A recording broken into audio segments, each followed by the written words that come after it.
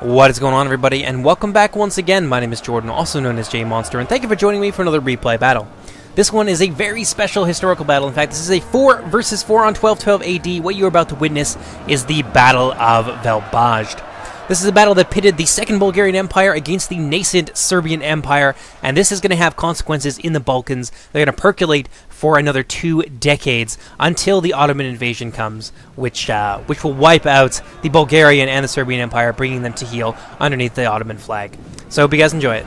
Following some very rapid expansion by the nascent Serbian Empire at the expense of both Bulgarians and the Byzantines, who at the time were beset by problems both internal and external, the Emperor Andronicus III, alongside Michael III of Bulgaria, concluded a decidedly anti-Serbian pact in order to maintain and preserve the status quo balance of power in the Balkans.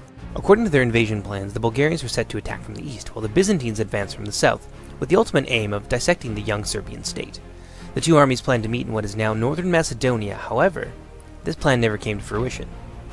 After a brief campaign in Macedonia, the Byzantines halted their advance and patiently awaited the result of the decisive battle to come between the two empires.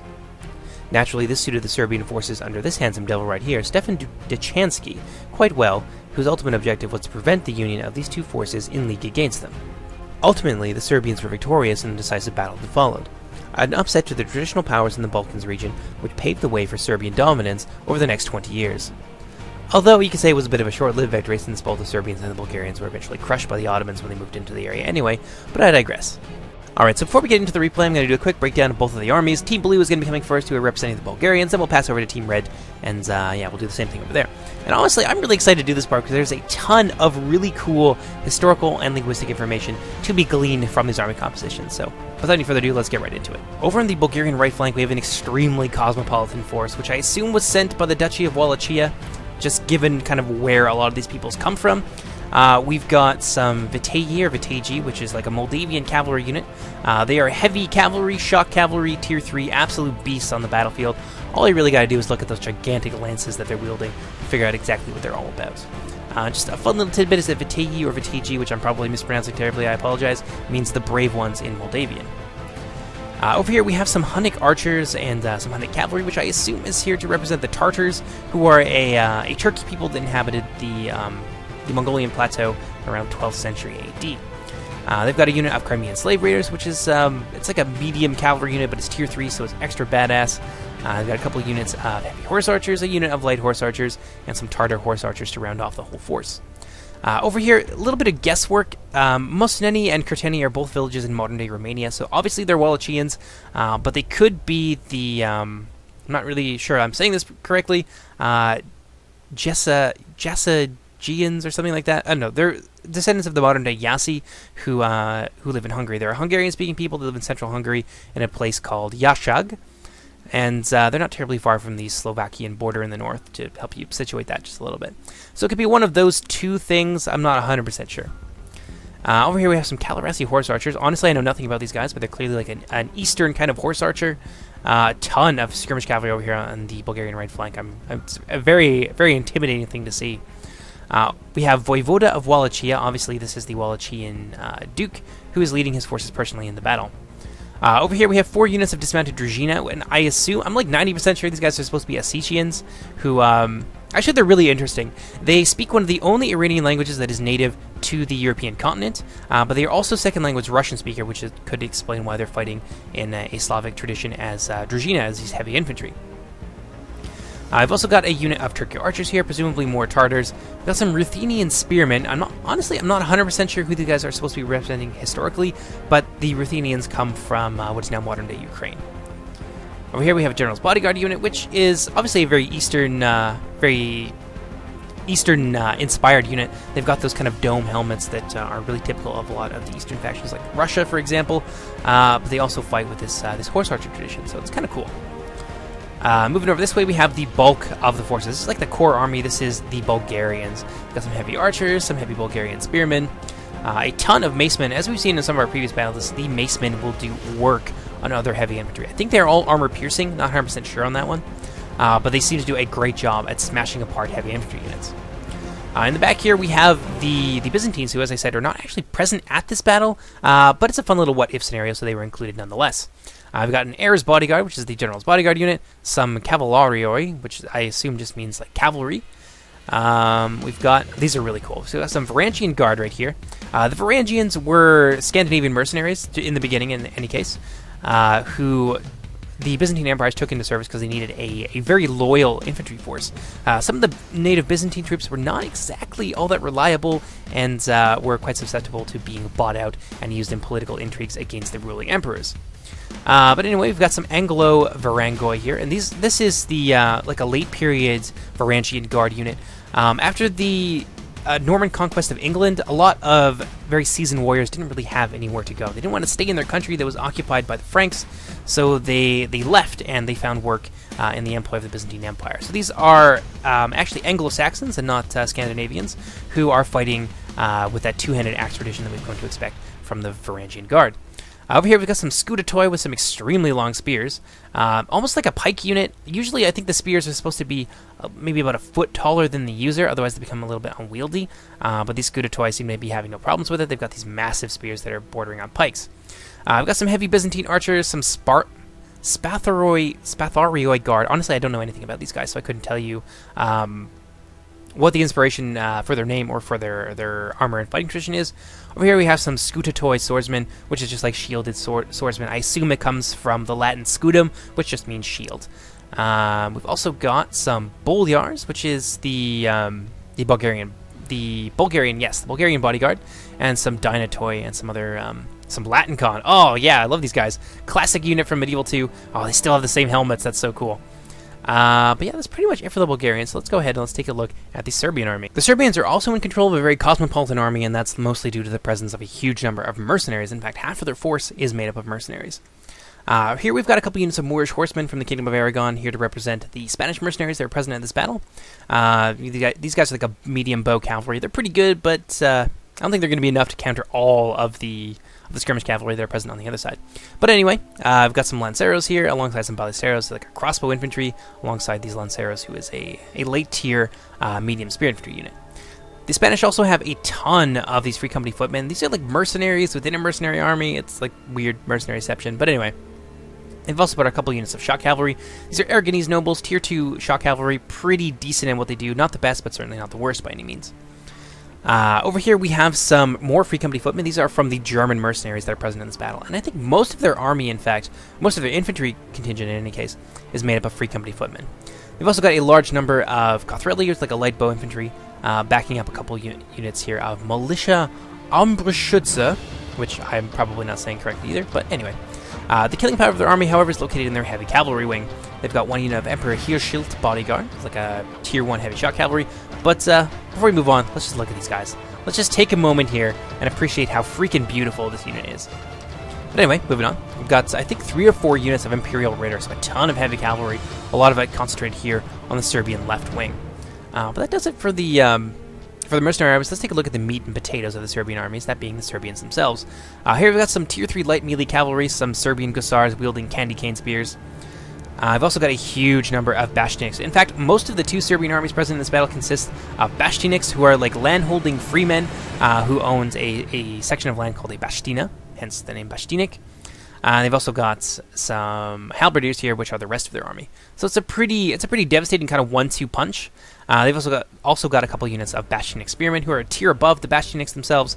This is like a heavy spear unit, pretty decent, holding the line here, hanging out with their Serbian crossbowmen to try and protect them from any cavalry charges. Their skirmish line consists of this massive horizon-spanning army of Serbian crossbows, late period, and I think there's some early ones in there as well. Their cavalry contingent consists of the Serbian king.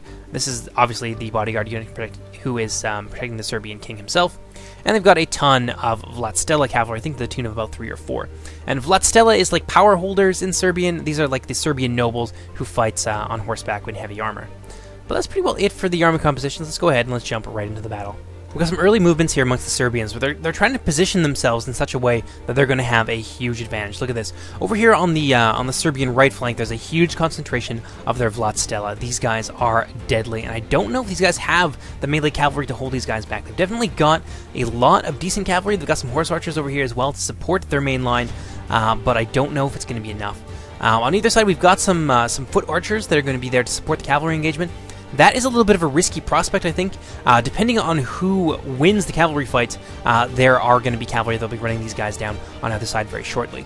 As for the Serbians, I don't know if they have enough cavalry here to effectively fight the shock cavalry and melee cav of the blue team and still protect their archers. So I think this might be a little bit of a mistake on their part.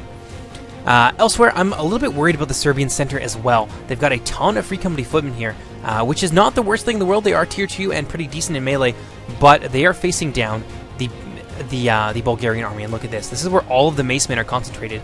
We've seen what these macemen can do in close combat, and if the Serbians aren't careful, they're going to find their center routed by this extremely elite, very powerful infantry unit. Over here, though, this is kind of a mixed bag, I think.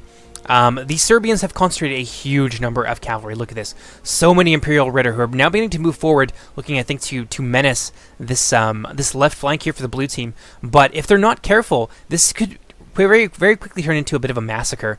I would even say that this is an overcommitment of cavalry, although, on the other hand, there isn't enough over here, I think, to hold them back. So if they can break this defending left wing with all of that cavalry, they're going to be able to break through and just run absolutely amok in the back lines. But if they aren't able to stop them and to shut them down, then this is going to turn out to be, I think, a very big waste of resources. But let's go ahead and let's speed it up. You can see a couple units here of these Tartar horse archers moving forward alongside the light horse archers, looking to get a piece of these Vlad here alongside the Imperial Ritter, who are now moving forward to try and get a nice some nice shots at them. We got some Moorish horsemen here moving forward to screen the heavy cavalry as they begin to move towards the blue team's left flank. Over here, we've got some cavalry. Some of the Imperial Ritter have broken off from the main group and looking to go after the archers, who are looking like they're pretty well undefended, although this could turn into a huge massacre in favor of the blue team. We've got some of the Heir's bodyguard. This is really a bit of a commitment here. This is not actually a bodyguard unit, but it's a fairly elite shock cavalry unit who are now getting charged in the rear, sandwiched between these two heavy cavalry units. But there is reinforcements on the way. You can see some Scudetoi moving up alongside some, appears to be some skirmishers, in fact, some Akratai skirmishers. And the blue team is looking to surround this this portion of the cavalry here, which they're doing very admirably on the other side as well. These Aragonese nobles now taking a huge charge from the Boyars. This is not the general's bodyguard, but it is a very elite unit that can, in fact, serve as a general's bodyguard. Over here, we've got the Latincon. Oh, I love this. Here, let's slow it down just a little bit here. There's a lot going on. These Latincon and the Dinatoi in a scrap here against the Aragonese nobles. I think that the Aragonese nobles are going to have a hard time holding them back. You can see more and more cavalry from the red team now pouring into this area. Blue team, I think, throwing one of their cavalry away here. The Cavalario are getting themselves surrounded on two sides by 2 units of Imperial Ritter. Things not looking all that great for the Bulgarians at this point. Let's go ahead and let's speed up just a little bit. You can see more and more cavalry being rushed in here to try and contain this menace. A huge number of Vlatsela backed up by some Imperial Ritter taking on these Boyars. Tier 2 cavalry all over the place looking to smash through this line and get into the back. We've got a number of infantry from the Bulgarians moving in to try and cover any gaps in the line that may present themselves as the cavalry fight begins to progress. But I don't know if they're going to be able to do it. They do have a fair amount of spears and a decent amount of skirmishers in the area, but there's just so many of this red team cavalry here. Although it looks like we're seeing some routing. This is very surprising. The Aragonese nobles not really able to stand up very well against the Boyars, who have shattered them and broken them like a rotten stick. Elsewhere on the battlefield, taking a look over here at the defending right flank. You can see a skirmish fight beginning to open up here. Looks like the Vlatsela getting themselves a little bit caught out. They're moving forward to try and contest the ground here with the blue team Bulgarians as they move forward. But those Vlatsela getting themselves now targeted by those crossbows who are doing pretty well against them. I've got some Serbian crossbows here trying to cover their retreat, but it seems that the Kurteni foot archers are doing very, very well against these guys. The foot archers, I think, have a much higher rate of fire, so they're going to be able to whittle down these crossbows a lot faster. The biggest advantage that the crossbows have over them is that they are AP, so the shields on the Kurteni foot archers may not count for as much. Over here, this cavalry fight really starting to turn around, though. Blue team getting themselves routed. We've got a very healthy unit of Cavalario here, still 47 that are now running for the hills. We've got more blue team cavalry, some more Boyars moving in to try and contest the ground with these Vlad, getting a decent charge there on the Serbian left flank. Over here, it would appear that the Serbian cavalry is in a lot of trouble. They've begun to move some of their infantry in, though, so unless the Serbians are able to move in with some reinforcements, this cavalry is going to find itself surrounded and outnumbered and just outclassed by the sheer number of combined arms that are now arrayed against them. You can see some of these Aragonese nobles, the last unit here, really struggling, really having a hard time standing up to these two units of both Latincon and Dinatoi while being attacked in the rear by the Scutitoi. Over on the skirmish line, it seems that the Serbian army is really getting the worst of it. The Bulgarian skirmishers really outclassing them, it would appear. Those Ballesteros just really not able to stand up for very long against these heavy archers with their higher rate of fire.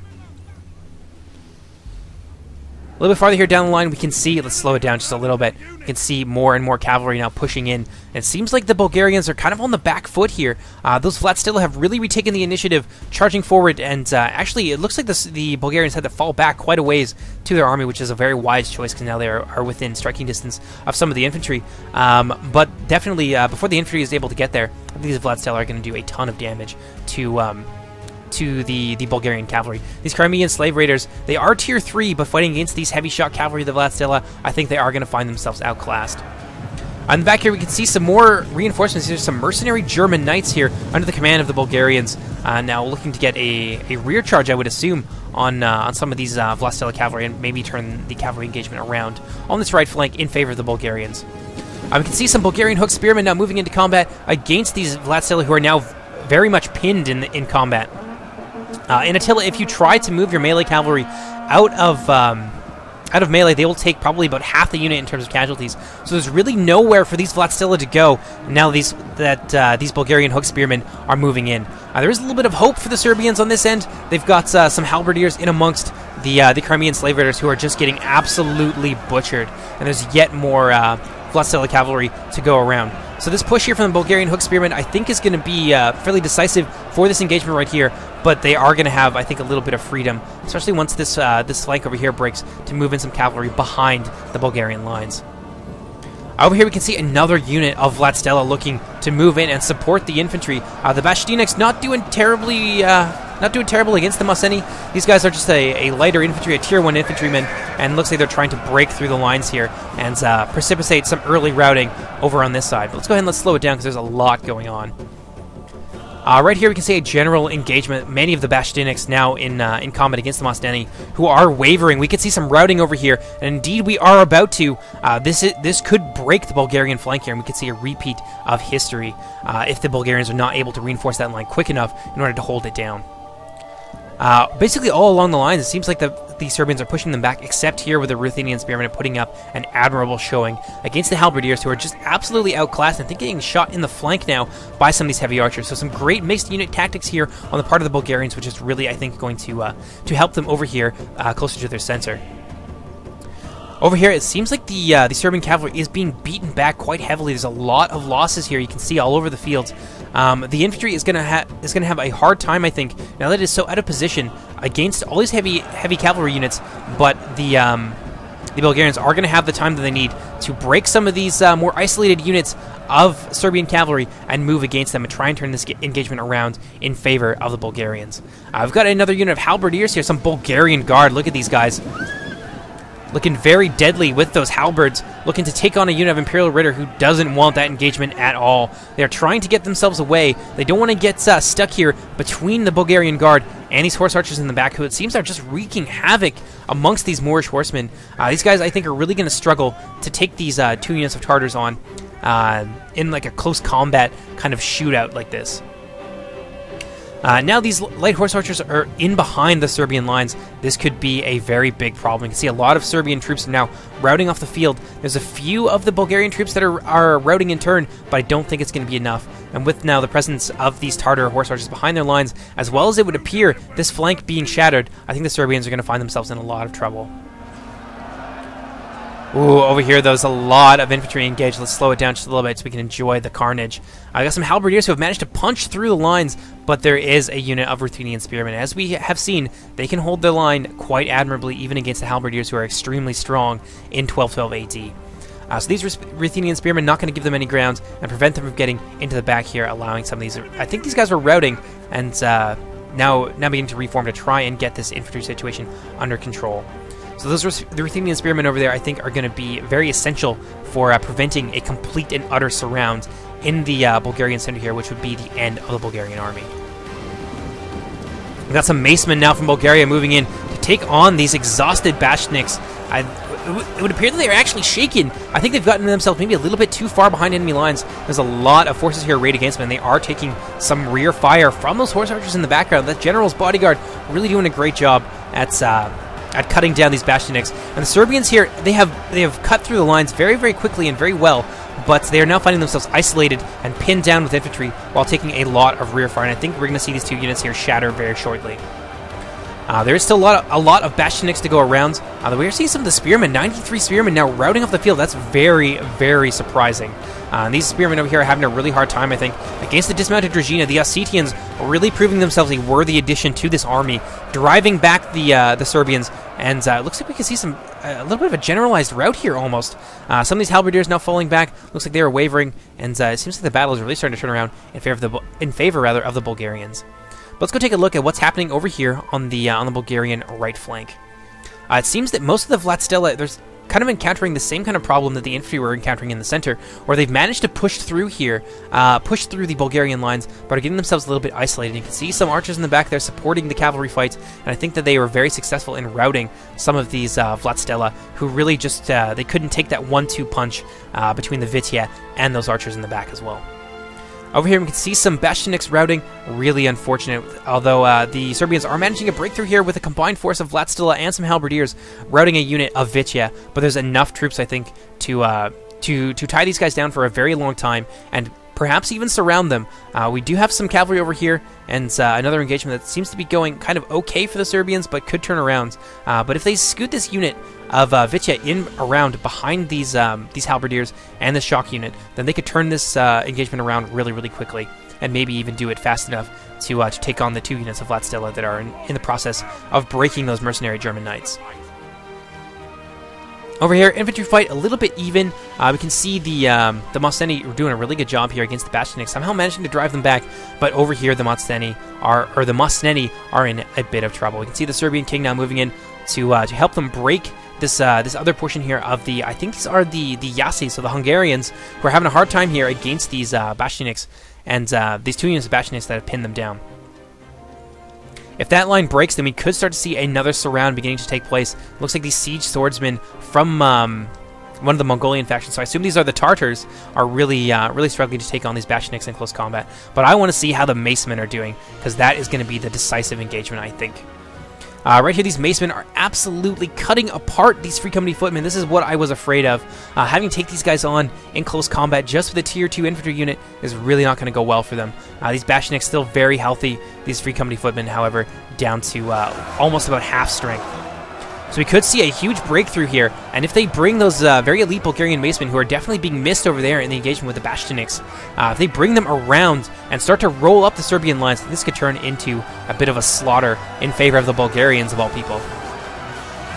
Yeah, see, we might see a little bit of a reversal here. History will not repeat itself, I think. Not this time, not in this battle. We got a nice rear charge here coming from the Skutatoy into the back of these Free Company footmen, who are just suffering grievously in the face of these Skutatoy. They're just being pinned down by the Byzantines and now being crushed from the rear by another unit of Skutatoy. Over here, it looks like the Aragonese king has now been shattered by a unit of Dinatoy. I think this is going to be the end of the mercenaries. Over here, we've got some Varangian guard taking on more Free Company footmen, and I just don't see any more cavalry left here from the red team. This is exactly what I was worried about, that overcommitment of cavalry without enough infantry, I think, to follow up any gains that the cavalry made has really cost the Serbians very, very dearly. Over here, we've got some Lanceros holding out against the Latincon, but honestly, they're so isolated. They're just one small pocket of resistance here in a sea of foes. There's horse archers, there's Varangian guard, and there's cavalry all over the place. I don't think those Lanceros are really going to hang around for too much longer. Over here, these halberdiers have managed to, it would appear, break through the lines, but these Ruthenian spearmen are now coming back around and beginning to surround them, in fact. And these guys are really out of formation. I don't think we're going to see a whole lot of damage being done on the part of these halberdiers, who are now, in fact, broken, and they're fleeing from the battlefield. So the Serbian lines now slowly beginning to be rolled up by the Bulgarians. Over here we can see the dismounted Druzhina alongside some siege swordsmen managing to push back the Bashaniks, who are just exhausted at this point. That once huge, proud force of these land-owning freemen now being beaten back by the Ossetians and some Bulgarian heavy spearmen alongside some of the Tartar swordsmen in close combat. Really unfortunate to see. There's not really a whole lot of Serbians left, I think, to reform and present a united front. We are starting to see some routing here. More and more of these, I think these are the halberdiers we saw earlier, now beginning to flee, but we're going to see another unit who are shaken, and they were beginning to waver. It looks like we've got some Bashanik spearmen, some tier 3 units now fleeing off the battlefield. This is a really big problem for the Serbian player. I don't know if they can pull it back at this point, because you can just see a huge, vast force arrayed against them over here. There's waves and waves of Bulgarians yet to come at them. Take a quick look at the tactical map here so you can really get an idea of how things are going. A lot of the Serbian infantry is just concentrating in the center here, not able to form a effective formation against the Bulgarians. They have done very well over here on the Bulgarian right flank, managing to rout most of their cavalry. But look at this, we're starting to see those Tartar horse archers now come around the rear. These guys broke through on the left earlier, and they're now going to be a really big problem for these cavalry units. These cavalry units are heavy duty battering rams, but they are just not able to catch these horse archers rather, and they're going to get, I think, skirmished into oblivion. Now over here we can see some Vlatstela looking to take on. This is a really nice breakthrough, I think, for the Serbians. I don't know if they're going to be able to capitalize on it, though, with all those archers in the back laying them support. But they are now in amongst some of the Turkic archers, cutting down the Tartar archers very, very quickly. But I don't think it's going to be quick enough. You can see a lot of fire being concentrated in this area, not only from photo archers, but from the horse archers as well. And we've got some more shock cavalry moving up to consolidate the gains here. So these Vlatstela, I think, are going to fall apart very quickly in the face of that. They are already shaken, so yeah, I don't think we're going to see them for too much longer. Over in the center here, we've got a unit of Vlatstela charging into the fray against some of the dismounted Druzhina alongside the Tartar swordsmen, and they are having some early successes here. We can see them driving back a unit of macemen, which is a big loss for the Bulgarians. Another unit, I think, of macemen now being driven back off the field. So a lot of those super heavy units that the Bulgarians were going to have to rely on to break through what remains of the Serbian army are now being destroyed. So we could see a turnaround here. There's not a ton of infantry there in the area, so this cavalry is now going to be free to run rampant all over the skirmish line. And that is indeed what they are doing. These Turkic archers here being run down. There's another unit of them in the back, but I think there's some more heavy cavalry that is going to set their sights on them pretty quickly.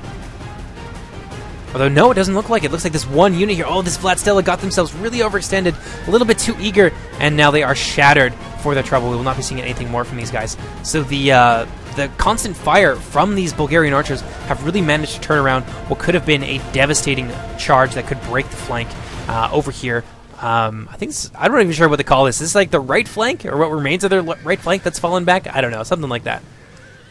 I've got some more Turkic archers now being very brave now that the Vlatstela cavalry is out of the picture, beginning to put some fire on these Bashaniks who just aren't able to go anywhere. They are now broken and going to flee for their lives. Turning their backs to the archers, though, I think is going to get them all shot down very, very quickly. Not really a ton of infantry left for the Serbians. I think this is going to go to the Bulgarians in this case. The Serbians really only have some crossbows and a few of their heavy infantrymen left, but it's just not going to be enough. There's some Bashanik spears here who I think were trying to reform but are now fleeing, shattered in the face of these Bulgarian warriors. Some Kontatarioi alongside some of the macemen from the Bulgarians. Still a very healthy unit, 103 rather macemen, taking on what remains of the Bashaniks, who are now going to break in the face of that in just a matter of seconds. The Serbian army is really in full retreat at this point. All of their crossbows just trying to get away from the Bulgarians, who are pursuing them relentlessly. Bulgarians now bringing their heavy cavalry to bear. These Boyards going to charge into the rear of these poor Serbian crossbowmen. A very healthy unit here of about 83. Looks like they just ran right through them. Yeah, that's a little bit surprising. Ran through them, but it was enough, I think, to shatter what remains of the Serbian army. The Bulgarians are going to come out victorious this day, contrary to what happened historically. Bulgarians are the winners by, it would appear, a fairly significant margin. And honestly, I think we'll get into that in just a second here when we look at some of the casualties. let's take a look at the Hungarian army. Or not the Hungarian army, at the Bulgarian army. That's my bad. Yeah, look at these macemen just doing absolute work here all the way across the board. I think this was the biggest problem for the Serbian army, is that they paired a tier 2 unit against these Bulgarian macemen. This is a tier 3 killing machine that just absolutely did work, shattered their center, and yeah, really proved to be a huge nuisance for them. The other problem, I think, for the Serbians in this case was that they overcommitted their cavalry on their right wing. It was a good idea to have that local superiority of cavalry, that crushing superiority, but they didn't have any infantry to follow it up with and really consolidate their gains. So that was the biggest problem for them, I think. But let's go ahead and let's take a look at the pairings. Bloodmagpie here, who's the one who sent in the replay. A big thank you to Bloodmagpie. Without him, we would not have this glorious battle that you just saw before you. His army did really well. Some of these siege swordsmen getting a lot of kills here. These are just kind of like a generic kind of tier 2-ish unit, so they did really well. His dismounted Regina doing a ton of work as well. His archers getting just so many kills, and a lot of damage on these horse archers as well. Look at this: 128 on that one unit, 152 on the other. The German mercenaries, on the other hand, did okay. I think these are the units that were paired against the macemen, so they kind of got shattered a little bit. Some of them not doing terribly well. Others doing a little bit better. So like 73 on this one, 68 here. That's not too bad at all. Emperor's Heerschild, though, getting 191, more than making up for some of the other cavalry units who really did manage to accomplish a whole lot. But yeah, they definitely did their best. But I think that they were a little bit outclassed in terms of the infantry fight, which really was the decisive factor in that engagement. Over here we have more of the Bulgarian macemen taking on, I think this is the Serbians themselves. Fairly even, I think, in terms of kills. A lot of damage here done by the halberdiers. Their bastions really didn't do all that well in certain places. This one getting 112, not too bad. 79, still very respectable, but I think they found themselves driven back. Oh no, sorry, those are crossbow units. So their bastions really didn't do all that well at all. The crossbows, on the other hand, did obviously very well. 112 kills on that one, and not too bad amongst their cavalry. 187 on the Vladstel, 198 on that one. But really nothing in comparison to what the damage that these macemen did alongside those Bulgarian guard and their heavy archers. The crossbowmen really, without their pavis, they were just not able to stand up to the rapid fire of those heavy archers. Moving on to the Aragonese and this is the Wallachia forces pairing. The Aragonese did a little bit abysmally, I think, these peasants. I don't know why the peasants were here, but they got 0 kills, as you would expect. Their Ballesteros did, they got some kills, but almost nothing. The Aragonese nobles, on the other hand, just got shattered. Their Moorish horsemen, especially this one right here, got 84 kills, not too bad. But overall, the Aragonese kind of got themselves, I think, broken very quickly. The Wallachians doing all right as well. This is definitely one of the, I think, lower amounts of kills in the faction throughout all of the alliances. But still not doing terribly poorly. The Mosteni got themselves 80 kills, which is really impressive considering that they were paired up against tier 2 or tier 3 infantry. But all things told, it was really the cavalry, I think, that did most of the damage. The cavalry in this one unit of foot archers did most of the damage for the Wallachians. Down here we've got oh my god, the Byzantines just cleaned house. Look at this. They took almost no casualties and did so much damage in return, especially this unit of Dinatoi, who I think took down a lot of cavalry. I think that a lot of those are actually Aragonese nobles kills. So that's very, very impressive on the part of the Byzantines. Over here, though, the Serbians did absolutely devastating damage to the opposing armies. Their bastions doing much better than the much smaller Serbian force that we saw earlier under the commands of Captain Crunch, I believe. Just cutting through the enemy lines, doing a great job. His crossbows, they were just really nicely positioned and did a ton of damage to the lighter skirmishers, I think, on the other side. His cavalry not doing as well as could be hoped, but still doing fairly decent, especially this one right here with 113 in it. Serbian King getting a respectable 94 kills. These halberdiers up here, the halberdiers pretty much across the line, except for this one unit, did very, very well. But that's it for the battle. Hope you guys enjoyed. Coming up next, I'm going to have a brand new scenario from Paladin Bob. I believe it's a 4v4. No, actually, it's a 3v3, but it's pretty damn cool, and it's also a historical battle. So yeah, if you guys enjoyed the history on this, you will definitely enjoy the battle coming up next. So yeah, that's it for me. Take care, everybody. Bye bye.